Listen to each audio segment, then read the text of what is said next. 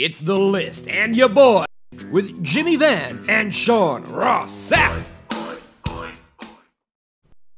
All right, we are live. What's up, you guys? Sean Ross Sapp, managing editor, Fightful.com, FightfulWrestling.com, and of course, FightfulSelect.com. Head over to Fightful Select. We have tons of exclusives today. I posted the Fightful Wrestling Weekly up 2 days ahead for subscribers of our $10 tier. Just head over to Fightful Select. Check out all the cool stuff we have going on. In fact, tomorrow, I will be joined on the Members Only podcast by our producer, Nigel. Jimmy, you gave me grief off the air. You're like, you got to clear that with me. Don't go over my head. Don't you know who I am? I didn't know what you had planned, and I have a lot on Nigel's plate, and I didn't know what you had planned. That's why I told you, if you're going to peel the guy off for an hour, hour and a half, I need to know about it. But then you told me off the air it's going to be like 20 minutes, and I said, fine, 20 minutes is all right. It's our members-only show that we do on FightfulSelect.com every month. We'll All talk right. a little bit of wrestling-related stuff, but mainly just get to know somebody, and he is sort of relative to Fightful.com. Gotcha. Okay, I got good news for you. Oh, yeah. So today we're doing this on April 18th, and you did a little conference call before this, and you were tweeting some stuff. My good news for you, Sean, is that at my new house I'm getting artificial grass, and so I'm never going to ask you to mow my lawn. Well, that's good, because I don't mow my own lawn. Oh, you don't? My yard is really big. I don't have a mower, and there's just a guy who does it at a dirt cheap price in our neighborhood. So I was like, yeah, sure, why not? Oh, I thought maybe you had like a herd of goats that just like walked around casually in Kentucky. I would do it. I would. So if anybody doesn't get the reference, because no, I'm not being an asshole saying Sean should mow my lawn. Scott Steiner was on a conference call. You are still being an asshole. I don't care. Scott Steiner was on a conference call and made a comment about if Trump puts up the wall and the Mexicans have to leave, who's going to mow the grass? And Sean said, oh, this conference call is not starting out well. And I said, people get so easily offended. It's kind of funny because he said Conan was going to have to do it after he beats him, right? No, not very funny at all. I thought it was kind of funny. He's not facing Conan. He's facing LAX, but yeah, the point stands. Yeah. But then later he called Dixie Carter a dumbass for bringing in the, quote, racist Hulk Hogan. Did he called Dixie Carter really? Yeah, on the call. She employed him for a long... I mean, that's not cool. She also sued him. So there's that. I vaguely remember. I remember there was something about... I vaguely remember.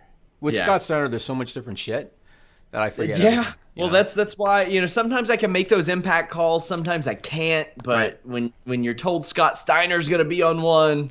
Yeah, he's interesting. I'm going to get a few tweets out of that one. Yeah, that's for sure. I was going to start the show I was going to tell some stories today. I was going to go into, the guy with the Antler restaurant in Toronto. I was going to go on about that because he was actually on Joe Rogan's podcast in LA. So I was going to go on about that. And then when April 18, I come into the office this morning and I find out that the living legend Bruno Sammartino passed away this morning, broken by KDKA CBS 2 out of Pittsburgh. As soon as I heard that, I thought, well, scrap the stupid funny stories to start the show. Now we got to talk about Bruno Sammartino because he was. You want to talk about the term legend gets thrown around a lot, right? Yeah, it does. He was the epitome of a legend. I mean, I'm sure Nigel has heard of Bruno Sammartino. Yeah, I'm sure, right? He was the epitome of a legend, and so I wanted to talk about him. He was 82 years old. He had a hell of a life. His story is the stuff of Hollywood. Like his real life was the stuff of Hollywood. Born in Italy. He was a child during World War II. The Germans took over his town. His family hid up in the mountains. His mother would make the trek down into town to steal food. It would take her, I think he said, like 24 hours to go down there and steal food. I think she got caught once. He lost some of his siblings. He got sick himself, didn't think he was going to make it. His father immigrated to the U.S. years before he did, so he didn't even know his father when he finally immigrated to the U.S., got into weights, became a power lifter, and of course one of the greatest wrestlers of all time. I was looking up his stats this morning. He held the title, the WWF title, for 11 years over 2 reigns. 11 years over 2 reigns. 4,000 days. And his first reign lasted 7.5 years. 2,803 days. I get it. It was a different time. Everybody's going to say, well, it was a different time. They didn't have TV every week. Fine. It was a different time. But the fact of the matter is, back then, more so than ever, ticket sales drove your business. They didn't have rights fees. They didn't have pay-per-view. They didn't have network subscriptions. If you didn't sell the ticket, you weren't the guy. And he sold out MSG every single week, every single month. He, I think, had the most sales than anybody. And my personal experience with Bruno Sammartino, because I got into wrestling around WrestleMania 1 in '85. By then, he was retired. And I remember WrestleMania 1 when he body slammed Johnny V at ringside. You remember that? And his son David was wrestling British Beefcake. But the thing about Bruno that I remember the most, do you remember when Randy Savage dropped the ring bell on Ricky Steamboat's throat? Yes. It was a great angle, right? And it led to WrestleMania 3 between the two of them, and arguably the greatest match ever. And Bruno was an interviewer. He was a commentator at that time, alongside Vince McMahon on their syndicated television. And they did a segment, where Rick's in the back getting checked out by doctors, and Bruno was doing this really somber interview outside, and Randy Savage comes over to Bruno, and he goes, how's the hot dog doing? Are they putting lots of mustard on the hot dog? And Bruno, in rage, goes, you piece of slime, and he grabs him by the throat and he shoves him into the wall. And that was that's my oldest memory of Bruno Sammartino watching television, because it wasn't until tape that I was able to see the stuff with Larry Zbyszko and Shea Stadium and all that stuff.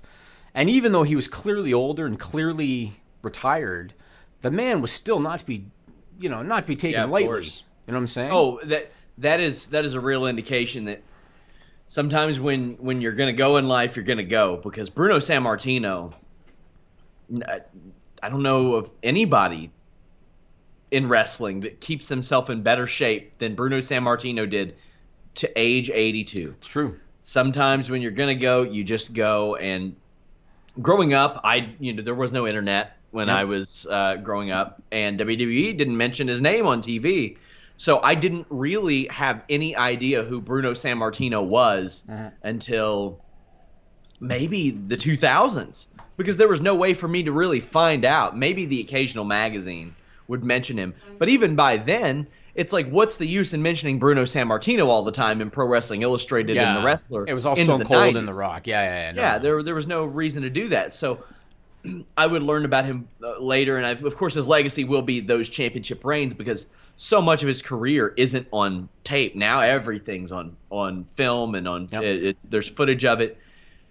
I get on any given week probably 10 messages, emails, Facebooks, whatever, about interactions with wrestlers and former wrestlers. And this has happened for years. I've probably had about 12 to maybe 24 about Bruno Sammartino, and all are glowing, positive interactions with this man. You always hear about how he went to bat for other people who deserved it too, that were below him. You are not, I don't want to say below him. He didn't see anybody as below him. And that's kind of what I'm getting at, is that he would always do for others. And even though that he was the driving force behind so much of this, he would often step up for other people. And I'm glad that WWE and he were able to come to terms and get him in the Hall of Fame and support him with a statue and put him in a video game even. Like, that needed to happen, and I'm glad they did make it happen. And it's a credit to Triple H, and I know I put over Triple H a fair bit on this podcast because he deserves it in certain respects. Triple H mended that fence, and if it was left to Vince Jr., Vince Jr. wouldn't have even tried, because he thought, it's a lost cause. And Hunter understood the value of having him in the Hall of Fame, because he was the last really big name from that era that wasn't in. And it's great that he was able to get in there. There's two things about Bruno, for anybody that's not familiar with his past, that puts over what Sean's talking about in terms of him going to bat for people. Larry Zbyszko is a great story. Yeah. Larry Zbyszko was from Pittsburgh, just like Bruno, and he was in, I think, his last year of high school, and a massive Bruno Sammartino fan, because Bruno was still on top at that time. And Bruno, imagine this happening today, Sean. Bruno is at home in Pittsburgh. Zbyszko, a high school senior, goes to his house and says, I want to learn to become a pro wrestler. That would never happen today. If somebody just strolls over to Roman Reigns' house or something, or John Cena's house, it's not going to happen. And Bruno said, tell you what, go to college, come back. And he went to college, and he came back, and Bruno trained him. And Bruno got him into the WWF. And not only did he get him into the WWF, he put him in that program with himself. Made him, yes. And he didn't have to do that. And then you think about Bruno's son, David. And I've heard that in recent years they were estranged, and I really hope that changed before he passed. Me too. Bruno went back into wrestling because of David. and he was retired, and Vince was pushing him because Bruno wanted a spot for David on the card in the WWF, and Vince was pushing to get him back in the ring, and Bruno didn't want to do it, and he did it for his kid.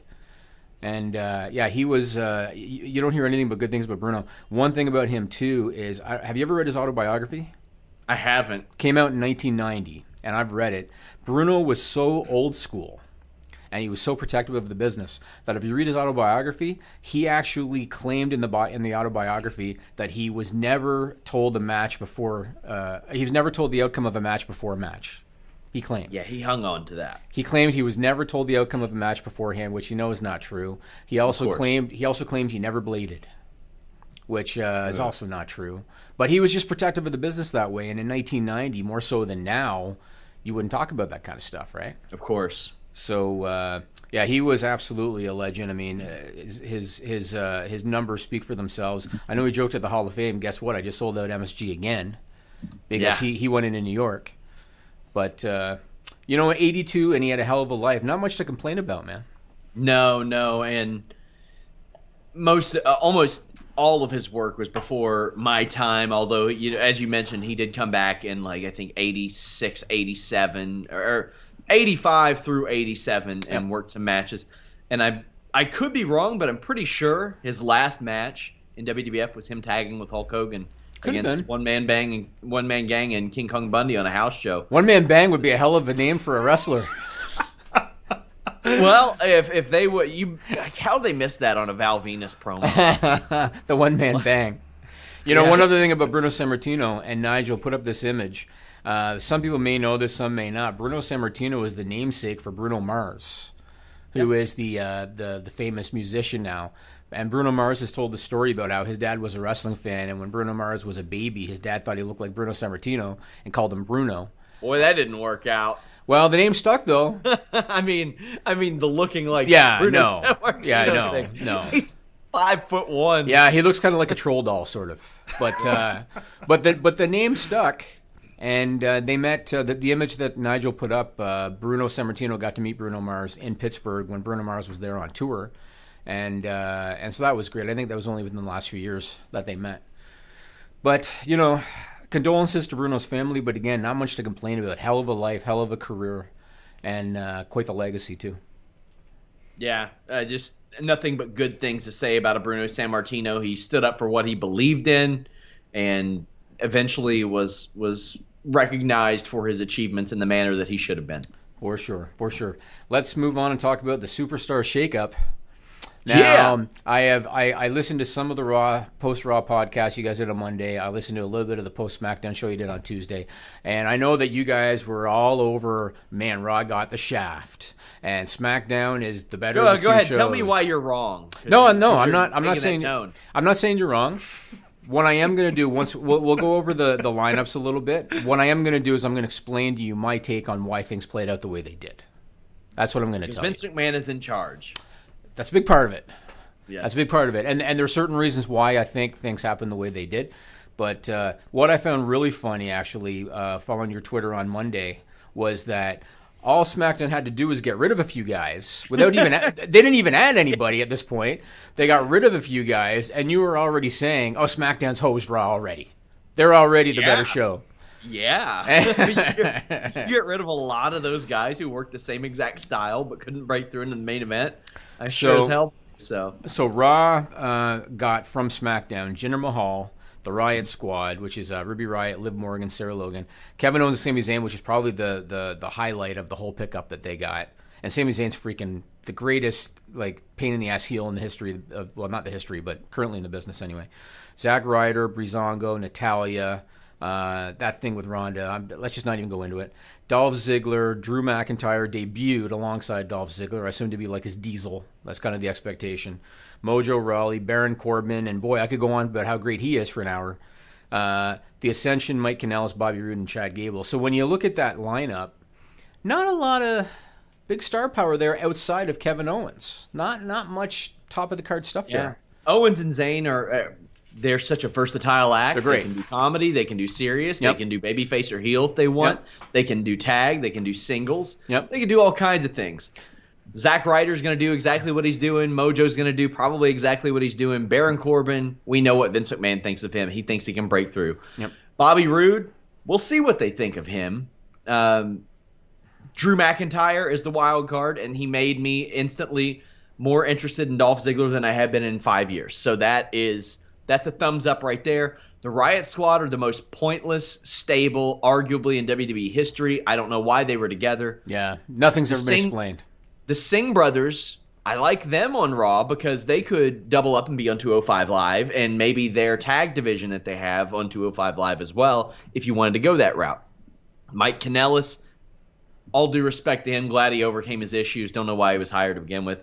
Chad Gable. Maria, that's why. Chad Gable, I'm interested to see what they do with him in whatever regard because he's got a lot of options. Uh-huh.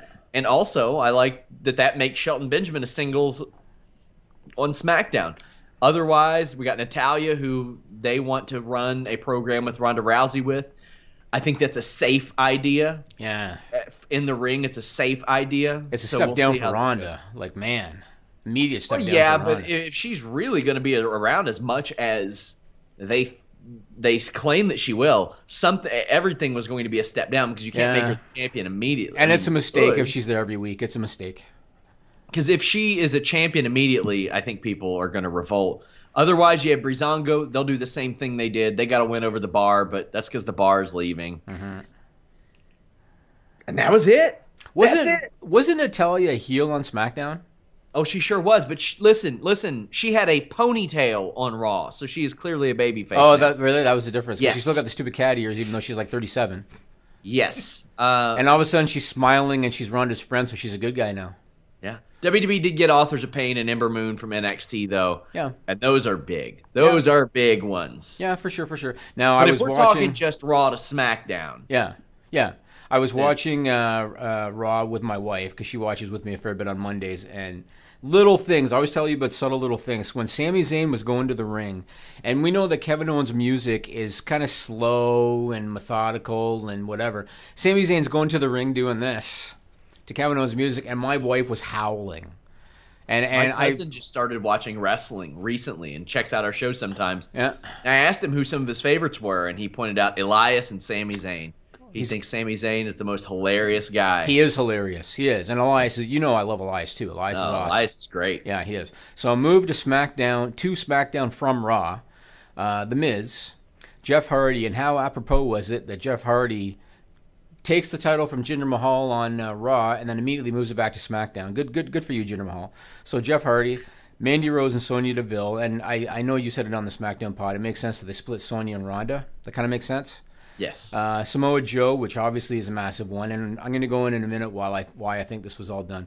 Asuka, The Bar, the Good Brothers, R-Truth, Sanity minus Nikki Cross. At least that's what it looks like. Andrade, Cien Almas, and Zelina Vega. And we were talking off the air, but if they ever split them up, Almas is dead in the water. They better leave them together as an act.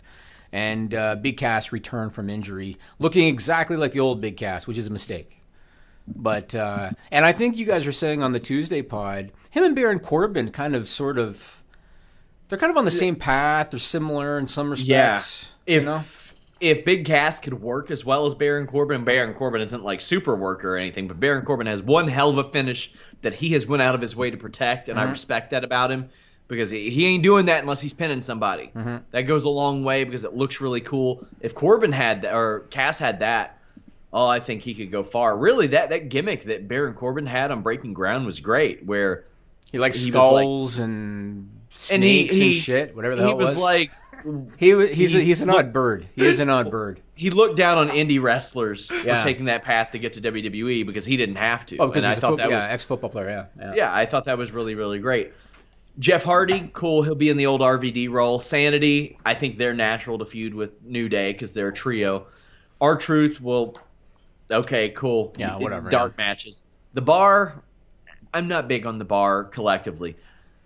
Gallows and Anderson, that's a very interesting one because you could do a lot of things with them. I like Jeff's idea of them teaming up with AJ, but maybe going the route of teaming with Nakamura instead and throwing a wrench in that plan. However,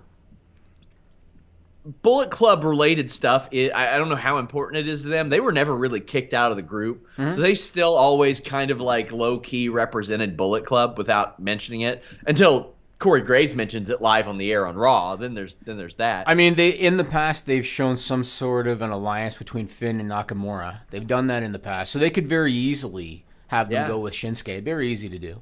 Asuka's a big one. That's a giant one. Absolution, I like them on SmackDown. We'll see how that goes.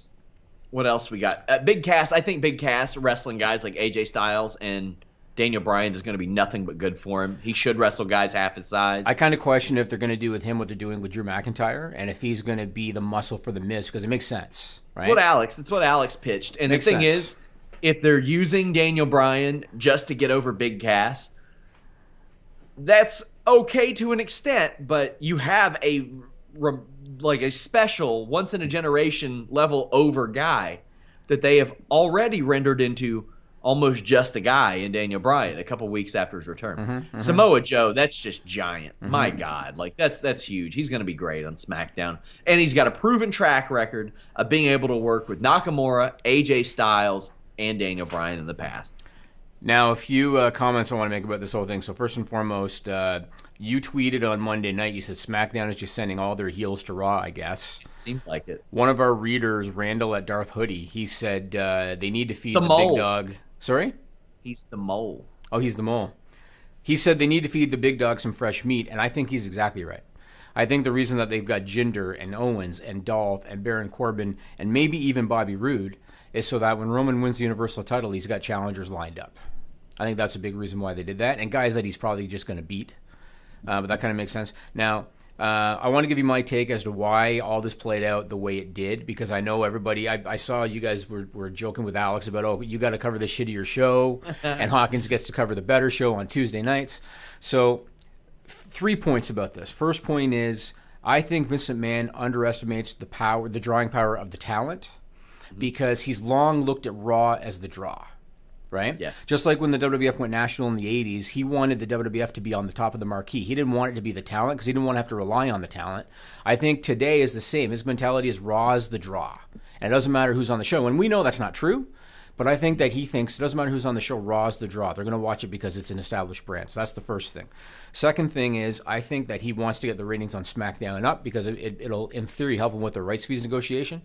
So that's the second thing. And the third thing, and we're seeing this with the Bar because they're going for the Raw tag titles at the Greatest Royal Rumble. We're seeing it with Samoa Joe because he's going for the Intercontinental title. Then he's I wrestling. have a feature on this soon. Okay, then he's wrestling Roman Reigns at Backlash. I think they're going to be starting talent crossover. And I'm not saying it's a smart thing to do, and it's going to be shitty news for the guys that are lower on the card because they might not get any TV time. But you can see the signs because they got to promote Backlash, right?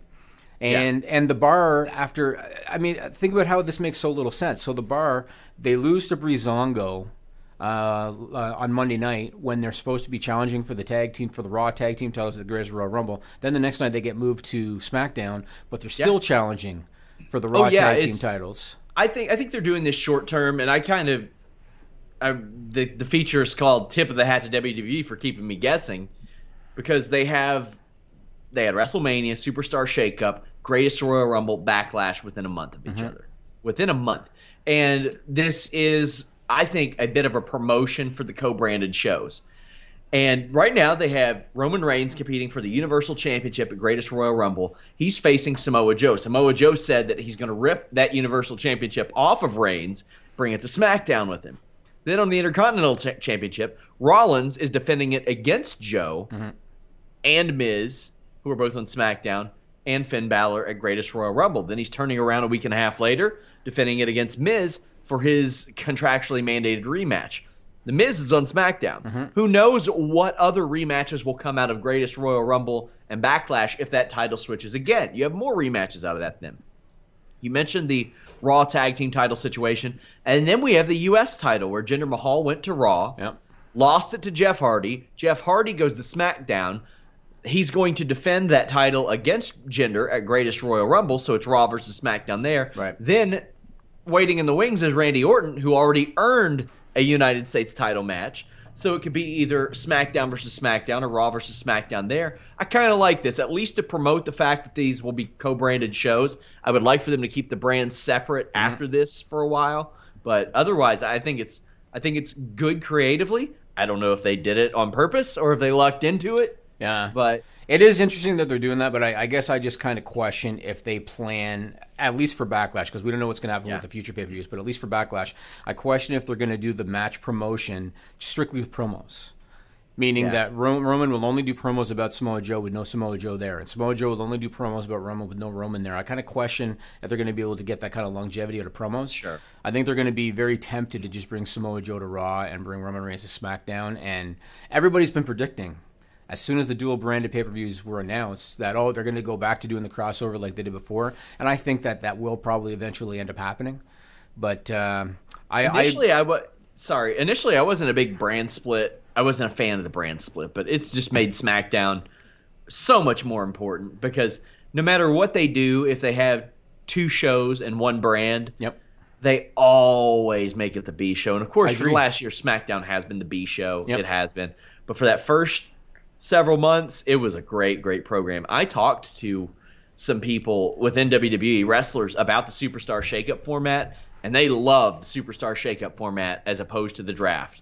And I had one guy, I've got a feature on it coming tomorrow, and he said, quote, "Not working the guys that are working for you is always a plus. It shouldn't be a plus. It should just be the way things are. For some reason, that's just the way things are." I'll clarify that in a minute. I know people who found out that TNA wanted to fire them after they were in that briefcase match, and others who didn't know they'd be changing shows until they saw it on air. That can change a lot for people, end quote. Now, that's because during the old draft format, WWE often wouldn't tell their wrestlers. You remember the Jim Ross one? Yeah, I mean, that's the classic one. Chris Jericho told a story where they told him, he didn't get drafted on the show. He got drafted on the internet afterwards, and he had to make the next town. Right. He was like, I don't have time to sit in front of a computer and refresh WWE.com. Right. Right. And they wouldn't tell him and wouldn't know. The people are, even though it is short notice sometimes, they are told and they find out before we find out at home. Right. And I was also told by that same person that they noticed that WWE didn't split up as many couples, as many writing partners, as many friends this time as they maybe had in the past. One notable exception is Jeff Hardy, and you have to wonder, what does that mean for him? Because I would imagine Matt is nothing but a positive influence on him on the road, especially given his issues. But a lot of positive reception among WWE wrestlers about the shakeup format. And personally, I like it a lot more that way. Yeah, I thought it was cool. I mean, obviously, you were able to get wind of a lot of them early. So, so good for you on that. But the Jeff Hardy thing, I thought they teased it last week when they had Jeff backstage with Matt and Bray, and he gave them both a hug, and then he went off with Finn and Seth Rollins. They kind of teased this was going to happen. They tie up some loose ends there. They did. So we'll see what happens. I mean, Jeff's been around long enough. He knows a lot of people in the company.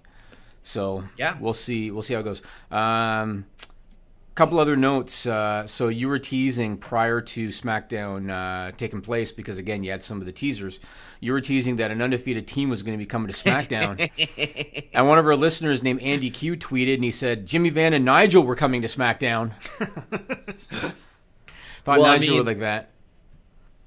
You all aren't the Ad-Aware tag team champions, are you? Aware ads. Don't be ignorant. Don't be ignorant. Aware ads.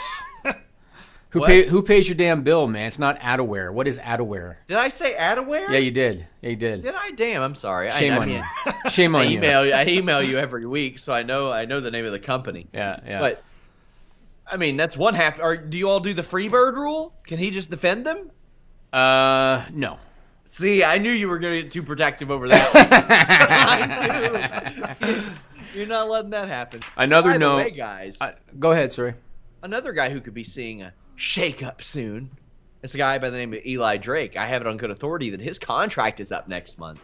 But I spoke to him about the partnerships that Impact Wrestling has employed recently. They have Impact Wrestling Redemption this Sunday with a lot of Lucha Underground talent. Take a listen. Impact Wrestling has had a bit of a different format of late. They film things at different promotions across the independent circuit. What do you make of that? It's a lot different from anything else we see on TV these days. It is, very much so. I think it's a great move in the sense to bring the business as a whole together, in a sense, because you got all these little promotions that are kind of floundering and things like that, and we get strength and unity, I guess, in a sense. At the same time, the only knock I could say at it is some of these smaller promotions don't have the greatest production. So sometimes it doesn't look as crisp as it could, whether it be lighting or cameras or whatever. So that would really be my only knock to the whole thing. But other than that, I think the concept is I think it's a phenomenal idea.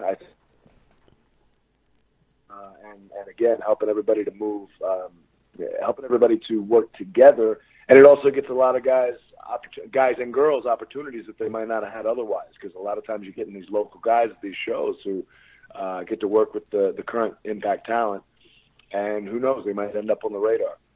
This partnership between Impact and Lucha Underground would not have happened a few years ago. There were even issues between Impact and Lucha Underground. What do you think that says about Impact's willingness to try different things? Well, I think it's not just a credit to Impact, but a credit to Lucha Underground. It's a credit to the business, because there's so many soft egos in this business, to the point where people don't want to work together. People don't want to, kind of put the pride aside. They had pretty strict contracts, too, if I recall, prior to this. Yeah, to a decent degree. But, I mean, if you look at it now, we got a lot of guys crossing over. So, yeah.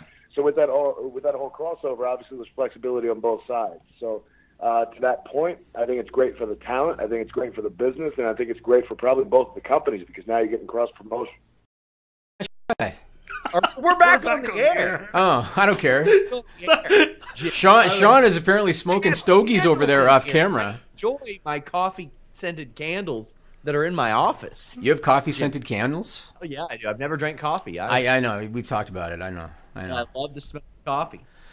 Okay, so I want to say one more thing about Jeff. Wrestling Redemption post-show this Sunday. There you go.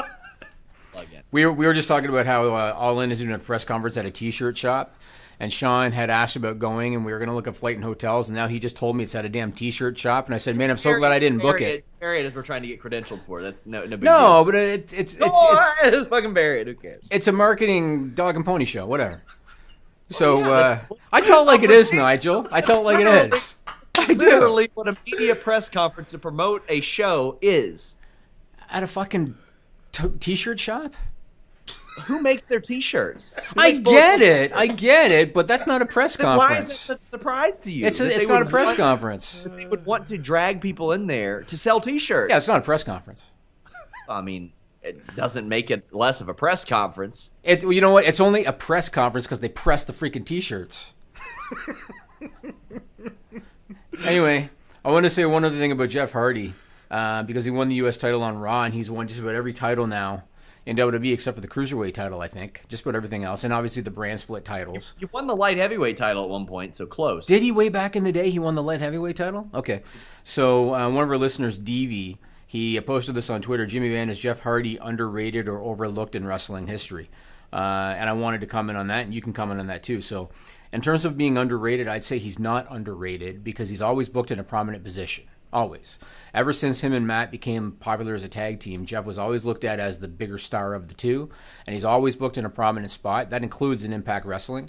So I wouldn't say he's underrated. In terms of overlooked, let's not kid ourselves. They're never going to utter the name Jeff Hardy in the same sentence as Shawn Michaels, Ricky Steamboat, and Ric Flair. He got over predominantly because of his look and because of his aerial moves, the Whisper in the Wind and the Swanton. He was doing that stuff at a time when not a lot of guys in WWE were. Not to discredit what he's done. His accomplishments have been phenomenal.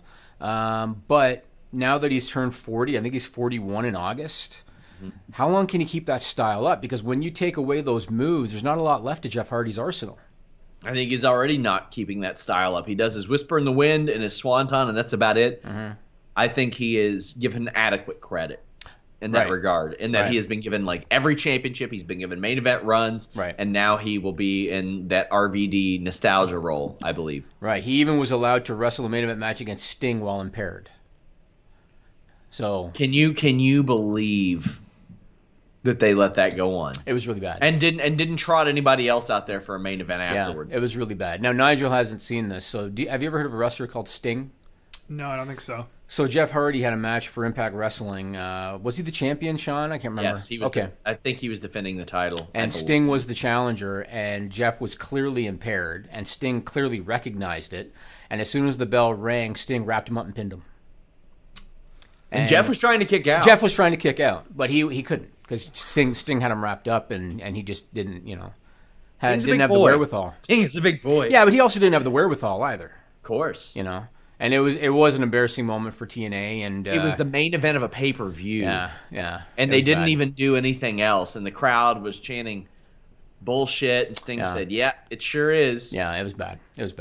Let's talk about the UFC television news that just broke. This is very interesting, and I want to talk about this because this could have implications for WWE. Report from Variety, it's worth noting. So it's not confirmed yet, but report from Variety. Reported from Variety yesterday, April 17th. They're reporting that ESPN is going to team up with Fox Sports to put in a joint bid for the UFC's television rights. The numbers, Sean, if this holds true at all, it's pretty big. So ESPN is reportedly willing to pay between 120 and 180 million a year. Fox is willing to pay a little more than 200 million a year. So combined, the UFC could earn as much as 380 to 400 million a year on a new deal. They're currently making 120 million. That means they could triple or more than triple what they're currently making. The UFC, it was reported last year that the UFC was looking to make between 300 and 450 million a year on a new deal. And speculation at the time was that they wouldn't come close. And I think industry experts were saying 250 was kind of more likely. And now they could make as much as 380 to 400 million a year on that deal. And this is where there are implications with WWE. The first thing is they have been negotiating with Fox. And if Fox signs this deal, what's that going to mean for WWE? Now, granted, Fox, because they're teaming with ESPN, doesn't have to pay as much money as they would have had otherwise. I had heard they tried to get the whole deal for $200 million late last year. Right. And UFC was like, no. Right. So that could mean that they're off the table for WWE. The other thing, and this is where it could bode well for WWE, is that WWE's television ratings are traditionally higher than the UFC's ratings. But then at the same time, WWE is a harder sell for advertisers than the UFC is. So I guess we'll see what happens. WWE, I think this year they're making 180 million with NBC Universal, and I think they're looking for 250 plus on a new deal. So we'll see what happens. There's a lot to look at in this because by the looks of it, Fox will be paying way more than they already are, and a little bit more than they wanted to for all the UFC rights in order to get a significant cut in their programming. So that's a big increase. Also, from what I understand, ESPN might want to run prelims on their streaming service, which would eliminate one of the main attractions of Fight Pass. Now, if you're just a casual MMA fan and you don't care when you see a pay-per-view, Fight Pass is a good deal because you get the pay-per-views like 3 months later or something like that as a part of the deal. That could cut into UFC's revenue significantly as well. WWE are not going to compromise their pay-per-view shows for their rights deal. So that's something worth looking at as well. You mentioned how that is a tougher sell. Wrestling is a tougher sell. And it's funny because I had always heard that as well. And that's why, we had heard those rumors that Impact's ad sales were so cheap that, people we considered looking into getting an ad and stuff like that on their shows. I think it's a barter deal they have. I think. Yeah. So and it's funny because now wrestling fans spend more money than ever. They're dying to spend money on stuff. But they spend money on wrestling. That's true. Yeah. That's true. That's why you're not going to see a Rolex watch ad on Raw. Yeah, soccer does a fraction of WWE rate. Yep. Soccer would kill for WWE's ratings, but their ad rates are higher than WWE's. Yep. Golf is the same. Golf is the same. Yeah. So it's going to be very, very interesting, and ESPN and Fox splitting up the rights. That will also be interesting for UFC because it is a clear down period for UFC. The the viewership last weekend was trash. I saw some guy who used to work full time in wrestling media or MMA media joking that MMA media were going to lose their jobs. That's prick behavior. That's terrible, thinking that people are going to lose it. But right now, UFC has no big stars. Yeah. Will GSP come back? I don't know. Yep. Who knows when Conor McGregor will fight? Will John Jones ever be back? Ronda Rousey's gone. Daniel Cormier is their biggest star right now. The fact that Brock Lesnar is probably going to get offered a UFC heavyweight title shot is embarrassing. Yeah. And it's probably going to happen. He's probably going to get offered the winner of Miocic-Cormier. And it's because they have so limited options right now as far as drawing power. Do you think that consumer confusion may be part of UFC's deal? Because, I mean, Fox Sports 1, Fox Sports 2, Fuel, Versus, Facebook, Fight Pass. They've had prelims on YouTube. They've had them on Spike. They've had them like on a dozen different channels, like Ion or some crap a while back. Like they never stay on the same network. For a while, it was just Spike and nowhere else. And I honestly think the problem is, number one, saturation, because you can literally flip the channels any day and find an MMA fight, it seems. Thank you for saying saturation and not oversaturation, which is a goddamn redundant thing to say, and it's what people always say. Why do people say that? All the time about MMA. Oversaturation. I'm like, bro, do you not understand the point of the word saturation? Yeah. Well, anyway, saturation is part of the problem. The other part of the problem, and this is my opinion, the other part of the problem, aside from the obvious, which is there are no characters, nobody understands the entertainment aspect anymore, all of that obvious stuff. The other part of the problem is because of the culture of MMA, the fighters all look the same now. And when you're flipping around, you'll see two guys in the ring. One probably has a shaved head, and they both probably are covered in tattoos. And if you're a casual fan flipping around, you don't know if that's Conor McGregor or who the hell that is, because they all look the same. The name in the bottom of the corner. No, but it doesn't matter. If the casual viewers, dude, they all look exactly the same. And that's why Conor McGregor made so much money, because he was one of the few guys. Sure, he was a good fighter, because you got to win. But he was one of the few guys that understood the entertainment aspect of the whole thing. And that's why I look at a guy like Colby Covington. And if he can actually continue winning his fights, he will be a star, because he understands the. Maybe he's going a little bit too controversial sometimes. Yeah.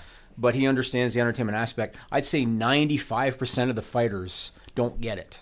Not to segue into my next interview segment, that's later, but we actually had Chase Sherman talking about Colby Covington and how pro wrestling kind of spawned their beef, and we're going to hear from Randa Marcos and Courtney Casey talking pro wrestling, UFC fighters as well. Yeah, that's a big getting that information, or WWE getting that information about UFC's new deal. I don't know how it will pan out for them, but I see it as nothing but positive news. But I'll tell you this, from a casual perspective, I have more people these days asking me about pro wrestling than maybe ever before. Wrestling is very, very hot right now, whatever viewership or attendance numbers want to reflect that. You know what I like about it too? I like that it's so much more accepted. Yes. Because it used to be that everybody looked at it like, that's fake fighting, that's bullshit. And now they understand it's predetermined, but they understand it's entertainment. And I find, because a lot of people, especially within my circle, they understand I'm a big combat sports fan. And they will ask me, how was that match on Monday night? I heard whoever wrestled whoever. How was that match? And it never used to be like that, because it was just considered fake crap. Having box office Jesus being a former wrestling guy probably doesn't hurt either, because The Rock, I mean, he won't take a shot at wrestling, and nobody tries to get him to take shots at wrestling. He's asked about it all the time, and as a matter of fact, I just saw a clip. Who's that British guy, the interviewer guy, and they drink alcohol on a show? I don't know. You know what I'm talking about? I forget his name. He's a British comedian that does a famous talk show in the UK. Anyway, it doesn't matter. Rock was just there promoting Rampage, and they asked him about the fact that the Moana character is based on his grandfather, High Chief Peter Maivia. Yeah. And so they showed a picture of him, and The Rock talked about his wrestling background. That stuff comes up still, all the time. And on his YouTube here and there, he'll look back at his debut or certain matches or things like that. He's not ashamed of it. For years, it seemed like that partnership was done. After WrestleMania 20, it seemed like they were I questioned if they were going to work together again. Right. Because that was a weird period for Vince McMahon where he didn't want any part-time guys. But you heard about the contract thing back then, right? Yeah. I mean, isn't it weird how they'll do that sometimes? I mean, to Dave Bautista, even to this day, Dave Bautista has ached to get back into WWE and pitch things. And they treat him like he isn't in one of the hottest properties in the world right now. Yep. Yep. It's so weird to me. You know what? I was going to talk about Dave Bautista last week, and just some other stuff came up, and I forgot about it. So in case people haven't heard about this, Bautista was offered Kurt Angle's spot at Mania alongside Ronda Rousey against Triple H and Stephanie. Bautista agreed to it. And then I think it was 2 weeks later, he either was watching Raw or he found out that they announced Kurt Angle as the partner, and no one called Bautista to tell him. Sounds about And that's right. the mentality right now in WWE. And I'm still convinced, Sean, I'm still convinced that they're treating Dave like that because of his last stint and because of things like the WrestleMania press conference. I'm convinced that's why they're doing it. Yeah, because the last stint where he made them very aware that he should be a heel, and then they cut his deal short, or cut his run short, right before Guardians of the Galaxy debuted, because for some reason Vince McMahon didn't think it was going to be a big deal. 102, I think. Probably. Yeah, I think so. Yeah. One of those weird things. Let's go to Stupid People. All right. This is a stupid song, it just goes on and on. You might find some meaning, but you would be wrong.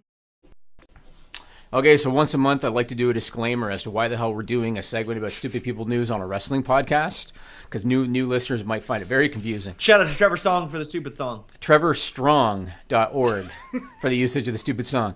So this segment used to be called WWE's excessive usage of stupid nicknames, because they're always calling the big dog the big dog. And what else they have? The Architect and Boss Time and all this bullshit. And we created this segment about that, counting them every week, hoping that maybe the right people would get wind of it and realize it's dumb and cut back. And they didn't. And if anything, things got worse. And so the segment became redundant. We turned it into a stupid people news story. Been doing it ever since. Not wrestling related. Don't care. That's basically it. Correct. So this first one, now we have, I should note, so usually we do 3. I got 4 this time, because we have a listener edition. And also, anybody that's a Fightful Select member, after this podcast, go to FightfulSelect.com. We have Stupid People Extended for members, so check that out. So this first one, this is from listener Andrew Monahan sent this, and it was originally posted on Twitter by a guy named Chris Rickett, and the tag that Chris Rickett used was, for any aspiring journalists wondering if they can affect real change. Okay? Put up the first. Do you have them side by side, or are they two different ones? I can put them side by side, yeah. Okay. So the UK Metro, Sean, they did a story. The subject line of the story was couples anger at being told they can't buy meat pies before 9 a.m. at Morrison's. All right? So there was an old couple that was pissed off that they couldn't buy meat pies, which is like, kind of a British thing, at a grocery store before 9 a.m. And they were so pissed off about it that they actually went to the media. And the media actually wrote a story about how this old couple can't buy meat pies before 9 a.m.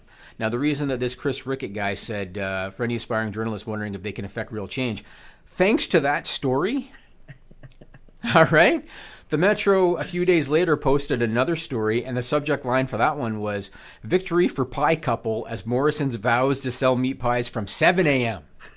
Do you remember when Randy Orton was in that movie, That's What I Am? A WWE Vaguely. movie. He was a teacher or something.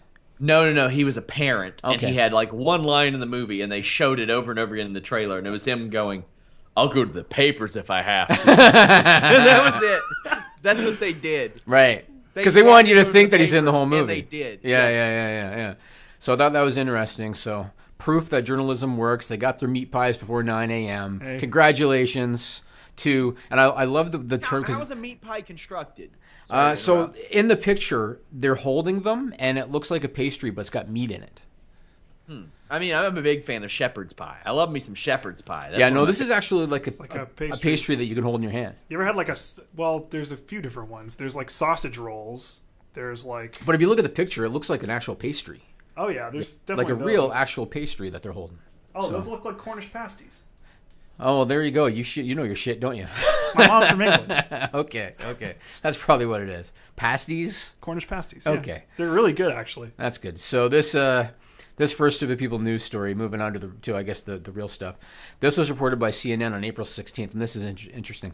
Do you remember, Sean, I think it was a year ago, Apple got in shit because they had an iOS update that slowed down older smartphones, right? And they claimed that they were doing it to save the battery life, when in reality, they were doing it because they wanted you to buy a new phone. Yep. And that's why they did it.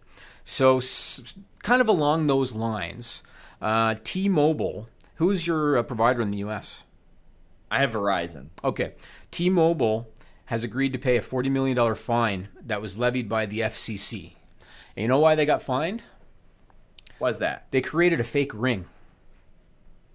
A fake ring? Yeah, what they did was if you were in an area with poor cell service, and T-Mobile's your carrier and you've got poor service, and you're trying to reach somebody and they can't get the call through because they got shitty service, they would create a ring on your phone to make you think that the person's not picking up.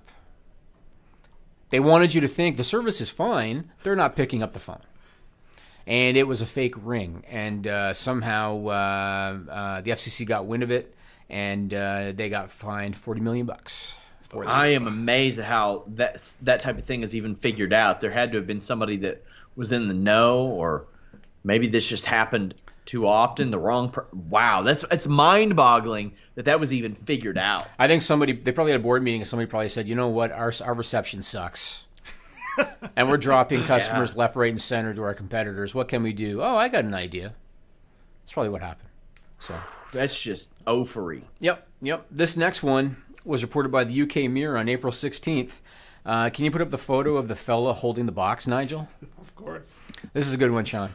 Oh, boy. A 23-year-old man named Scott Purdy, and we're putting up a photo for our video watchers of this gentleman. He was in a go-karting. He was in a go-karting accident. And as a result of the go-karting accident, they put him on painkillers. He's now claiming that those painkillers turned him gay.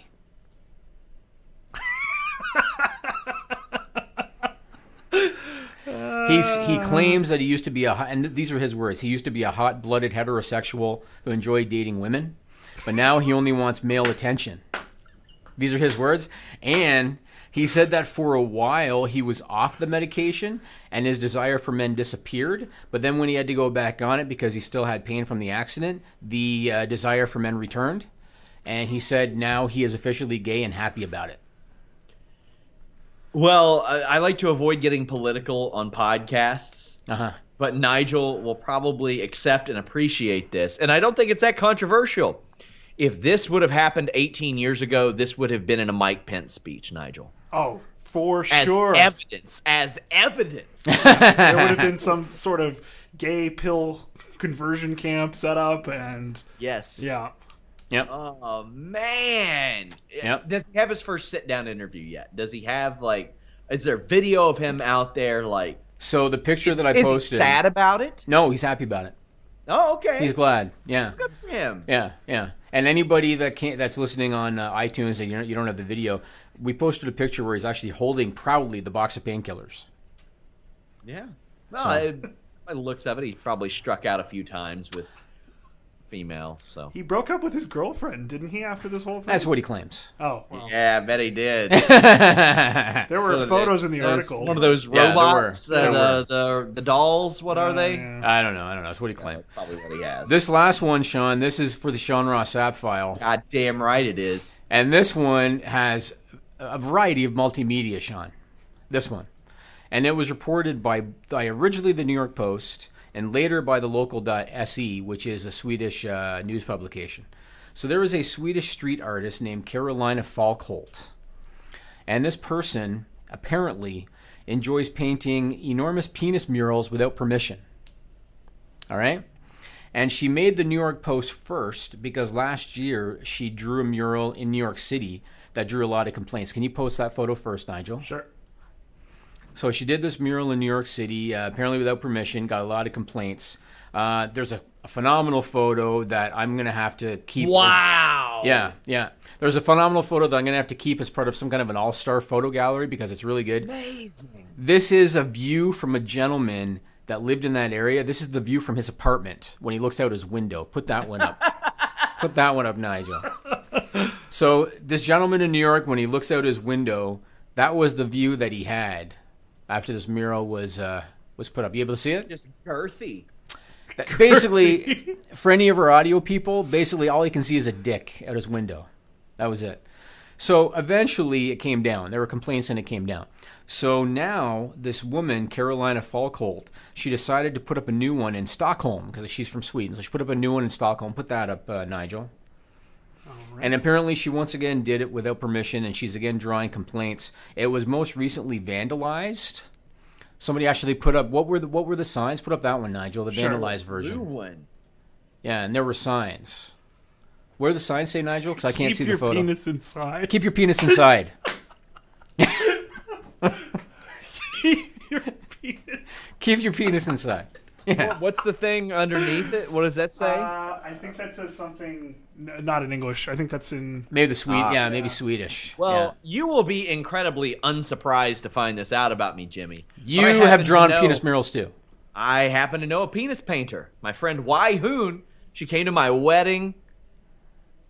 Is a penis painter, or at least dabbled in it months back, and did some live streams of it, and I was impressed at the detail in which goes into some of these things. Because, I'm just a typical outline cock and baller. Just sometimes they end up looking like blimps. It's just I'm not that artistically gifted. But there are some people, including this fellow or ma'am that... Well, it's very much like Superbad. Superbad, they were detailed. They were like laying in front of tanks and shit. I loved the end of that movie where they went through the notebook and showed all the different versions. Like there were ones coming out of tanks with little dick soldiers, and I think they had like coming out of planes with parachutes. Doesn't he describe one of them as a veiny, triumphant bastard? Yeah, he did when he was retelling the story. Yeah. That's great. All right, it's somehow we're gonna move on and talk pro wrestling somehow. Why? So I know you. If it was you, you would talk about penises for another 20 minutes, but we're going to move on. Goddamn right I would. So Dolph Ziggler, I have shit on him in the past, and I think deservedly so, because we've talked about how he's kind of been calling it in and all this kind of stuff. He did his latest interview with Chris Van Vliet, and you and I are both big fans of Chris Van Vliet. Yeah, he's a big pro wrestling fan, great interviewer, and he's a Toronto boy too. And so Chris was in New Orleans for WrestleMania, and he interviewed Dolph at the hotel. Watching this interview, and you can see it on YouTube, watching this interview, all I could think to myself is, Dolph Ziggler, it's time for you to move on. And I'm not saying that because he deserves to be fired from the company. I'm saying that because he needs a change. And I look at a guy like Cody Rhodes, and I think to myself, Dolph Ziggler needs that. Yes, he does. He needs a change of scenery, because if you listen to that interview or watch that interview, he is so cynical in that interview. And all he does I think they talked for 24 minutes. All he does is talk about how much he loses. And all he does is talk about, my U.S. title reign. I left it in the ring. And, the Royal Rumble, I was only in for 90 seconds. And all he does is jokingly, cynically bitch about the way he's booked. And as an employer, Sean, I'm not going to lie. As an employer, I watch that video and I think, I don't want you. I don't need you. Yeah. So I pointed out whenever... Okay, I'll put it like this. I think I had mentioned this to Nigel off the air. Before I visited Toronto, I think I'd asked for a raise. I've not asked for one since. Here we go. Because when I went there, I'm just saying I'm gonna. I saw a really positive environment and people who wanted to work for you. And that said a lot to me. And I was like, okay, there's a reason why these people who have to actually deal with Jimmy every single day, for some reason, like it. Dolph Ziggler seems like he would rather be anywhere but WWE. But for the last 3 years, since I've been covering pro wrestling full-time, almost every other month, there's some like Dolph Ziggler contract, contract, coming up, re-signing, not re-signing, what's he going to do, where's he going to go, he's left, he's switching brands, he's doing this. If you don't want, I understand the importance of getting paid, it is very important. Dolph Ziggler would do just fine on the independent circuit. But the thing is, if you listen to that interview, he went on and on about his other endeavors. He talked about, I'm doing a movie with my brother, and I'm doing some comedy stuff, and I'm doing this and doing this. And again, between him claiming he's doing all this other stuff and him kind of jokingly talking about, his booking, again, why is he there? They don't need him. Unhappiness to me is not worth an amount of money. It would take an extreme amount, maybe $1.5 million. And you know what else he said? And I couldn't help but just kind of shake my head. You know what he said? He said the last time they were in New Orleans for WrestleMania, he tried to go down to the French Quarter to have a beer. These are his words. He said, I felt like the Beatles getting off the plane. because of the attention he got from the people. Yeah. He said, I felt like the Beatles getting off the plane. And I heard him say that, and I was like, just get the fuck out. Like, go do the indies, go to Japan, do something to get your head on right so that you can enjoy it again. Because even though he said in the interview countless times, oh, I love what I do, and I've been wrestling since I was a kid, and I love it, you're not coming off like you love it. Not at all. Not in his promos, not in his interviews, not anything like that in the last 5 years. Forever has he seemed like he's really enjoyed it. No, and he hasn't. Of course he did back when that big push was going on. Yeah. But not since then. And like I said, to me, you can get some good offers in this world. If you're not going to be happy, then that's a big negative. Yeah. I think he needs to go away for a couple of years. I mean, I understand the draw of working for WWE. Obviously, it comes with a certain level of celebrity and perks and stuff like that. And he's probably thinking too, I'm going to have to grind it out if I go to the Indies, because it is a hustle in the Indies. But I think it's time for him to give it a shot, because he needs to get his head on straight. I'm sure it is hard to walk away from that exposure and from that regular check and not having to hustle or anything like that. But Cody Rhodes has proven that if you want it bad enough, because Cody was kind of at his position. Yeah. And if you want it bad enough. Now, I will say this, and this is not a knock on Cody Rhodes, but Cody Rhodes was incredibly fortunate, because if it hadn't been for the alliance with the Bullet Club, if it hadn't been for getting into New Japan and Ring of Honor, he would not be anywhere near where he's at right now. And there are 100 other guys just like Cody Rhodes, with all due respect to him. There are 100 guys just like him who are not having that level of success because they weren't able to hook up with the Young Bucks and Kenny Omega and Hangman Page and all that. Once he made the move, it fell into place for him. I put a tweet out, I think yesterday, that said, overwhelming happiness came to me when I pursued what I wanted to do. Cody Rhodes pursued what he wanted to do, and the rest of that stuff fell into place. And I think it was because of his optimism and his ambition that helped him do that. Right. I don't doubt that Dolph Ziggler can do that. I've been a real cynical dickhead. When I first started working for you, I was. He's not kidding, Nigel. I was. He's not kidding. I'm sorry, did you say when you first started working for me? Yeah, when I first started working for you. So things have changed? Is that what you're saying? Of course. I'm a pleasant person now. So we should move on. Let's talk about... I have friends who paint dicks!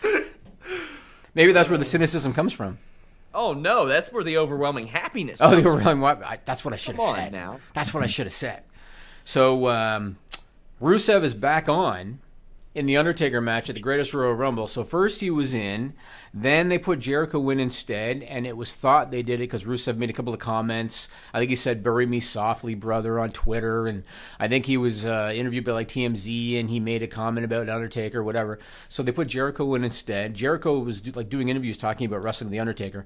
Now Rusev is back in the match at the Greatest Royal Rumble, the casket match. According to Dave Meltzer, the changes were made simply because Vince McMahon woke up one morning and changed his mind.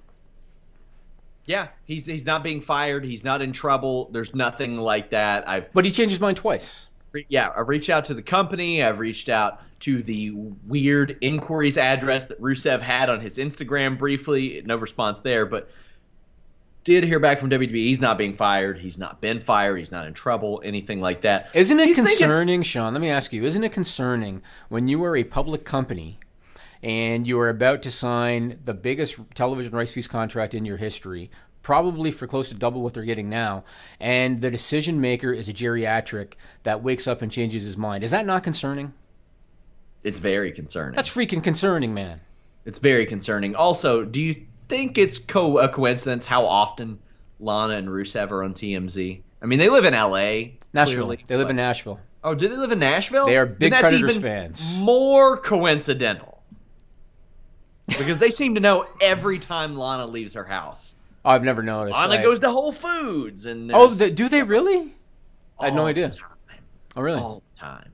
I mean, Lana was an actress first, right? How they sniff that stuff out. I'm sure they get leads and stuff. Yeah, they absolutely Of course they get leads. Of course. Like the time Darren Young's waiting by an escalator.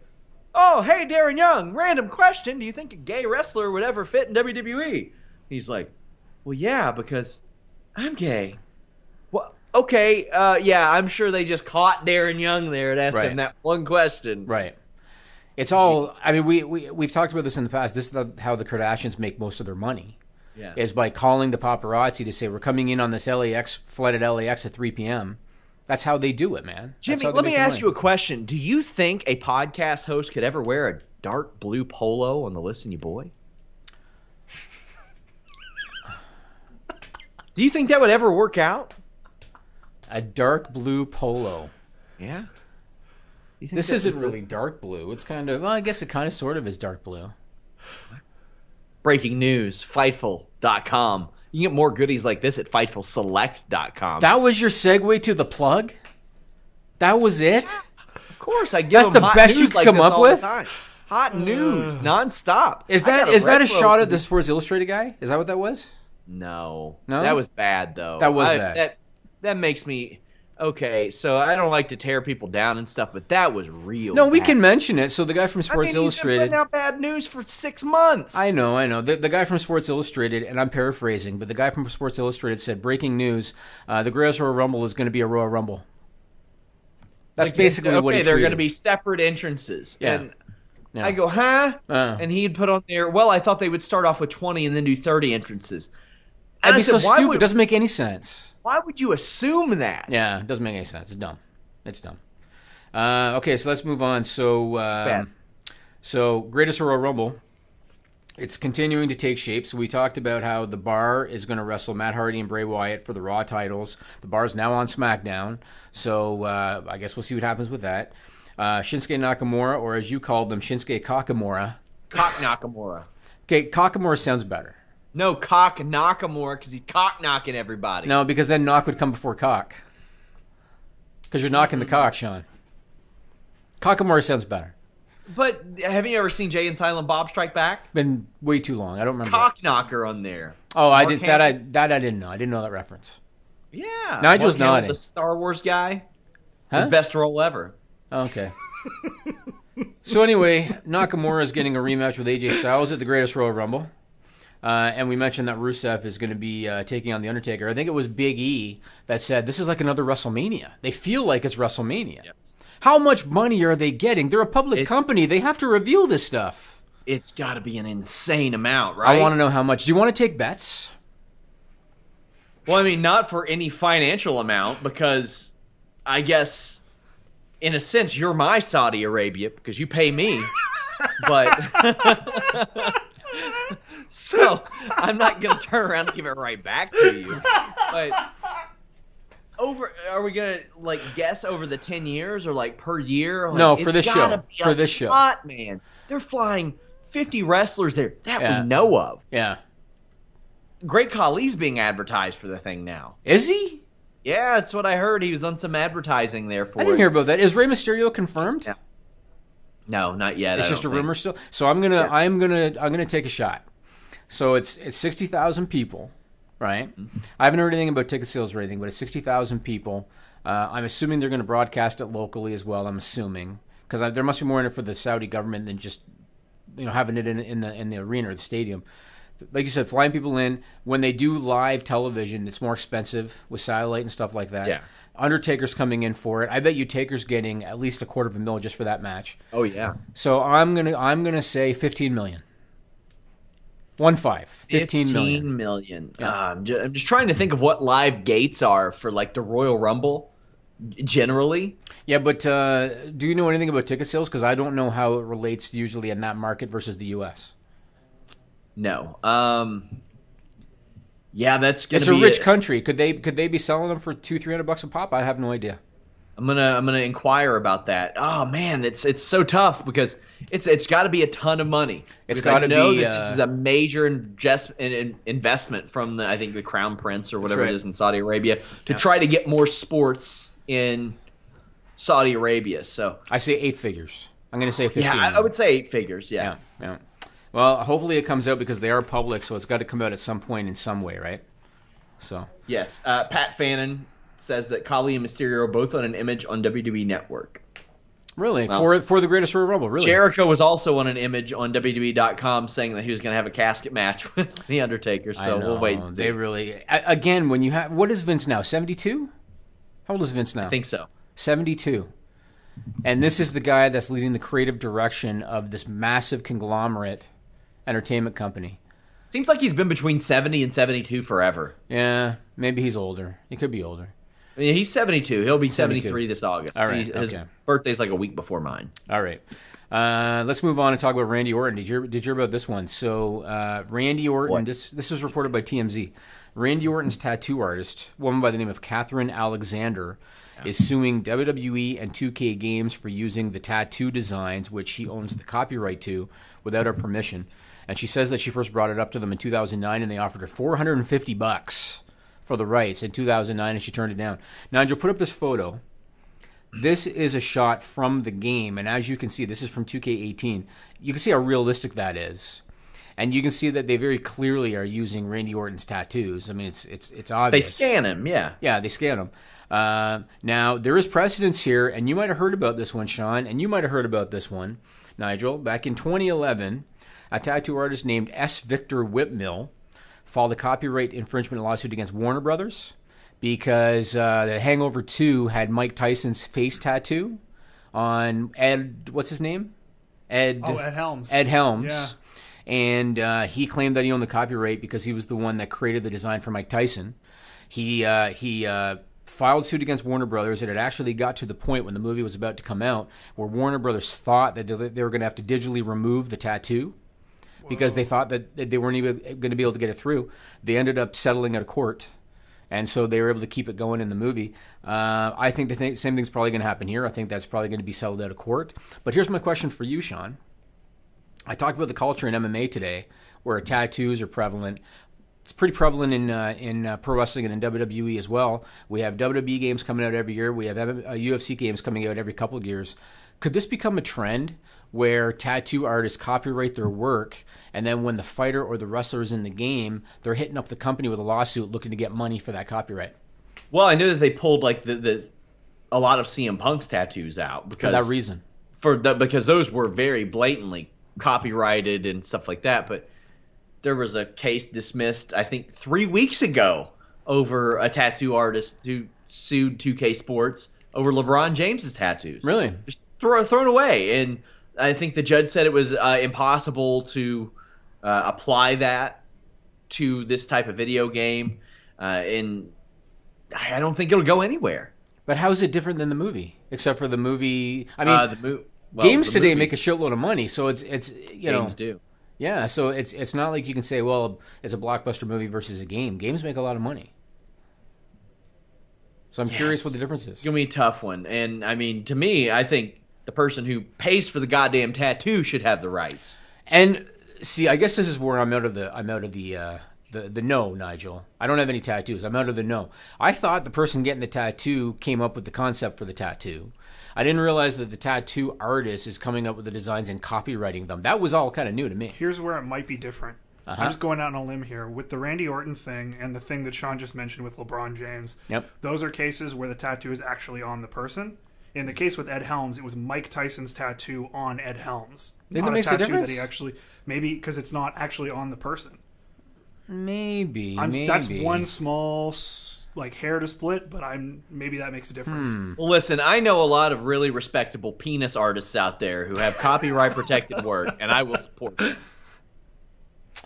I don't know, but I guess we'll see what happens. I was going to talk about this one earlier, and I forgot, and I just happened to notice it on my sheet, so I guess I might as well talk about it now.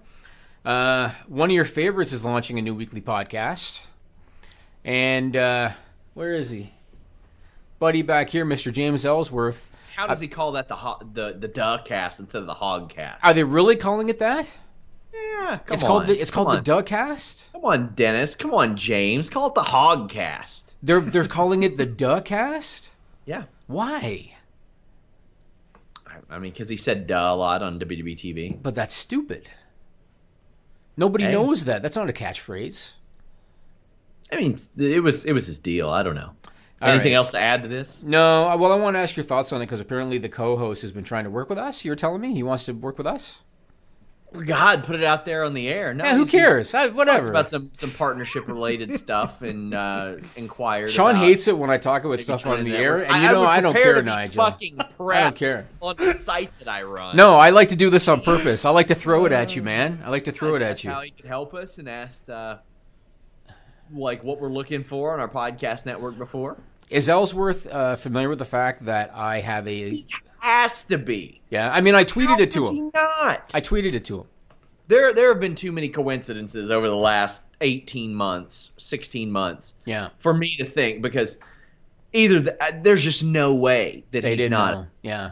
I mean, maybe he doesn't. I'm not gonna say he watches or anything. Yeah, no. Well, he might. You know, do you think he got the intergender title idea from me, or the ya boy from me, or the? Does he say ya boy? Used to all the time. Really, I didn't know that. But maybe it could be a coincidence. Yeah, maybe. Yeah. Interesting. Okay. Well, I thought I'd bring that up. We'll see what happens. Well, I'll see what happens after this clip that I've been trying to segue to for the last 5 goddamn minutes of UFC stars talking pro wrestling. Here you go. We saw that Ronda Rousey has left the UFC to go to professional wrestling. What are sort of your thoughts on that as a fellow fighter? Honestly, I think that's good for her. You know, like she left. I think that she was really devastated with the way things happened in MMA, and she's got another way to still continue doing what she loves, and that's WWE. So I think that's awesome for her. Would we ever see Quiet Storm make the transition to pro wrestling? Because you've already got the gimmick with the red hair and the nickname and everything. Well, when I win the title and I defend it a few times, maybe I'll think about it. Interesting. Okay, so the door's open potentially. Okay. I would definitely not say no to that offer. Okay. What about did you watch it growing up? Like, were you a fan at all when you moved to Canada? Yeah, for a short period of time, I did watch it. I watched like the old school WWE, and it was like Rikishi and those people. That's when I used to watch it for a short period of time, and then I stopped watching it. Okay, yeah, the Attitude Era. It seems like I was the same way. I used to watch the Attitude Era, which was like The Rock and Stone Cold Steve Austin and all that, and then I lost interest. I think like a lot of people, it's crazy how that worked. Yeah, when you start doing MMA, you realize how real MMA is and how staged that stuff is, and it's like it kind of gets boring after a while. I don't know. Yeah, but no. It's better to punch people in the face for real. Am I right? Yeah, see people bleed and tap out, and I find it more interesting, but. I know you're not looking past your opponent here, but I'm sure you want to get a quick turnaround or something like that. If you come out healthy and everything, are you looking to get in there right away, or do you want to take some time, or are you just going to kind of see how the fight goes? I'm always ready to go. I'm just really focused on this one. But if something comes up afterwards, if I come out clean, like I said, like I'm ready to go. I tell them right after the fight, put me in. If you need a short notice or you need someone to step up and take some fights, I'm always ready to go. So. Hopefully I come out, good out of this fight, and I can get another fight in before the end of the year. I'd like to get 2 because I fought so late last year. So I'd like to get 2 in this year for sure, if not 3. Excellent. Big news right now, obviously, is Ronda Rousey leaving the UFC and going to professional wrestling. What are your thoughts on that? Is that something you're kind of paying attention to, or you're just like, whatever? Yeah, whatever. I mean, good for her. She's do what you got to do. I know I obviously, following her for such a long time in MMA, like you could tell, like, she was really into, wrestling, and the kind of group of girls she hung out with were all kind of into that. So I think it's a good transition for her. I think she has, the marketability over there, and, I definitely think it's a good choice. Excellent. Pro wrestling, I take it, did you never watch it growing up, or you not a fan? I mean, I watched it here and there. I mean, not really like a super fan, but I mean, I watched it. Yeah, so I posted a video, like a little wrestling video, and it was like really, really bad, like choreographed wrestling, you know what I mean? And it said grown men watch this, and then it went viral because all of like I didn't realize there was such a big WWE and wrestling following, and it went viral. And I guess Colby is a fan of that, and he retweeted it. And said, oh, look, Chase Sherman woke up from getting knocked out again, and then it kind of just went from there. So, but, yeah, nothing's happened since, he's got his big fight coming up, and I'm not really worried about him. He's a piece of shit, so. And we're back. I just, you got the mug today. Did you go get the mug? You went to get it? That's nice. So how many of my mugs that I paid for have you taken and given away and are using now and stuff? This is the only one. It's the only one? It's the only one. Your wife doesn't have a Fightful mug too, or no? I mean, she will if you sign off on it, but... how many of you broke? 0. Oh, that's good so far. That's Although the people who delivered it did have the this side up, definitely the wrong side. So well, you're in Ewing, Kentucky, so you know. That's right. You all can get this in one of the sponsor tiers of FightfulSelect.com. I love how he no-sold that. He goes, that's right. I'm trying to do a goddamn pitch here to make you money, Jimmy. On sponsor tiers at FightfulSelect.com, you can choose this to sponsor one show. You'll get a mention. You'll get to pick what kind of content you want to see on Fightful Select. Also, we have even higher sponsor tiers where you can sponsor a month or 6-month blocks of Fightful podcast programming and even be flown out to Toronto. The real big high roller package gets you 6 months of sponsored ads on Fightful.com podcast, a trip to Toronto, and most importantly, the Jeff Jarrett laser engraved guitar. Where is it? I don't see it. I don't know where the hell I put it. It might be of more value. It might be of more value now that he's in the Hall of Fame. There you go. It's full size too. That's all right. It is not tuned. Can you play? Oh, hell no. Okay, at least you're honest. That's good. You know, Nigel can. Nigel's a musician. Did you know that? Yes, I'm aware. Okay. So I do my extra work. Did you hear about Daniel Cormier's latest news? Which bit of news? So Ariel Helwani reported yesterday, which would have been April 17th, that Daniel Cormier has accepted the position of head wrestling coach at the Gilroy High School in Northern California. That's the area that he lives with his family. And he's going to earn $0 for that job. He's giving his salary to his assistant coaches. And I heard about that news. Now, anybody that's a wrestling fan and you're not an MMA fan, Cormier was an Olympic wrestler for the U.S. before going into MMA, and he's currently the UFC light heavyweight champion. Now, whether you're a fan of Daniel Cormier or not, either as a fighter or as a commentator, from where I sit, he's just a quality guy. Like I just think Daniel Cormier is just a quality human being. And how many guys would have done that? Not only is he, because he's a busy guy, you know, very busy, Fox busy too. Yeah, and not only is he giving his time to this high school, but he's going to do it for free. Like, shout out to him. That's just a quality. Said that he would consider doing some pro wrestling commentary in the future too, and I think he is outstanding as an MMA commentator. Or at least early on, he did call the end of fights a little too early last weekend, but there you go. Good for him. I want your opinion on this one. Nigel put up the booty image. Sure. Oh, and I just want your opinion on this. So there was speculation that the New Day was going to split up as part of the Superstar Shakeup. I, for one, did not think that was going to happen. And the reason I didn't think that was going to happen is that they're too much of a merchandise machine. And I found out around the same time that the Superstar Shakeup was happening or being planned that this image Nigel's putting up, is the latest piece of merch. It is an autobiography of the New Day called The Book of Booty.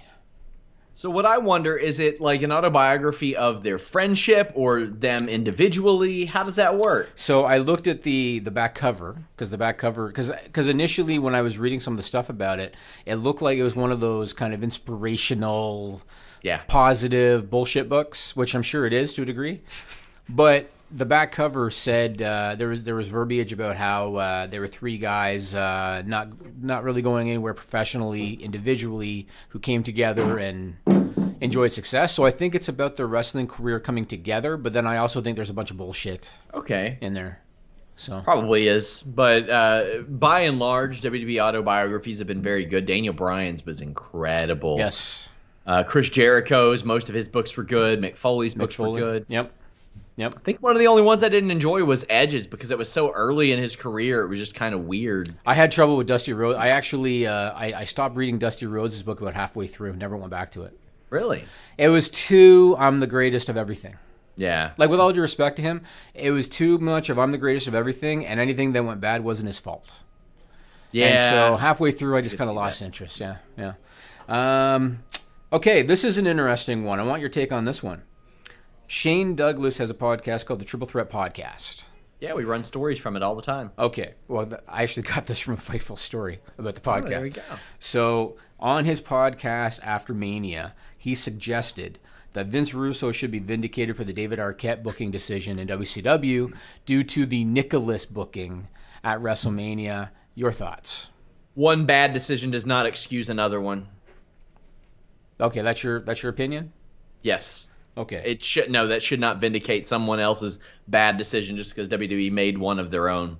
Now, does that mean that maybe WWE shouldn't bring it up so much? Yeah, probably, because this is a pretty damn big dumb decision of their own to do that. I mean, I don't get it. So here's my opinion. My opinion is kind of twofold. The first opinion is that WWE doesn't really have any competition today. And so I think that they're less concerned about booking decisions than they were when they were in the Monday Night War era. That's number one. Number two, I feel like, because I think you'll agree with me on this because we've vented about it. I think that fans have become so desensitized by shit booking and by shit creative decision making over the years that when they do something like bring in a 10-year-old to be one of the tag team champions, we don't act like, oh my God, this is how could they? Our reaction is, that was stupid. Our reaction is like, well, of course they're doing it to sell some merch, because that's, instead of relying on the quality of your program to sell the product, it's let's do something like this. It's dumb. It was a bad idea. It was a dumb idea. Nicholas got over for a hot minute. Good for him. It was I dumb. don't care. It was bad. It was the shits. So the show's almost over. So what you always do at the end of the show every week is you always say to me, so Jimmy, what do you got going on this week? You always ask me about that, right? Yep. So this week, I'm going to ask you, do you think there's any possibility that you, on your own dime, could find your way to Ontario, Canada this Saturday, April 21st? Think there's any possibility that could happen? Yeah, there's a possibility, sure. Okay. So although depending on how much snow is on the ground right now. No, it's good. It's good. We're above zero now. It's good. So the reason I asked, Nigel's going to put up this graphic. There is a delay, so Sean won't see it for a few seconds. The reason I'm asking is that this Saturday... Is it Vetera's birthday extravaganza? Happy birthday, Vetera! Yeah, not Saturday. Not Saturday. This Saturday, there is an event happening called Planet Cat. And it's being run by PetSmart, which is a pet retailer in Canada. I got an email because, I acquire things for my cat at PetSmart. So they're doing an event called Planet Cat. And when I saw this, I immediately thought of Sean Ross Sapp, and I immediately thought, I wonder if it's worth the drive for Sean Ross Sapp to come up here and go to Planet Cat. Well, I would definitely fly. I'm not much of a driver, but he's tempted, Nigel. Did you see that? He's tempted. I'm not. I'm actually very pumped about this UFC Atlantic City show that's coming up this Saturday. But I'm Who's not on going that there one? either. Kevin Lee, Edson Barboza. There's some good fights on there. It's a hell of a card. I hate to say this, man. There are so many shows now that even a good matchup, I'm not interested in it unless it's a big name, because there's just so many shows. Poirier and Gaethje did trash numbers despite everybody knowing it was going to be one of the great fights. I like how you just glossed over Vetera's birthday like it wasn't. No, I said happy birthday to her already today. I did. I know. I'm just saying.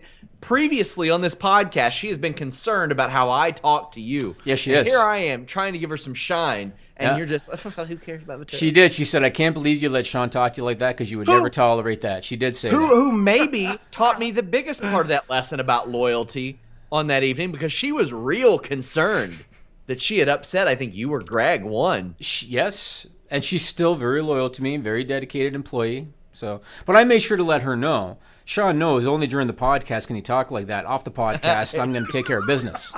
Told her that. That's true. That is true. It is for entertainment purposes only. But before we go, I wanted your opinion on some of these numbers. Of all the SmackDown Live clips yesterday, which are a pretty good gauge of individual interest, Jey Uso versus Harper clocked in at number 2 with 1.4 million. That's a shock to me. Rusev and Aiden English against Daniel Bryan and AJ Styles did 1 million. These are very good numbers for 4:30 p.m. the next day. The Bludgeon Brothers beat AJ Styles and Rusev and Daniel Bryan?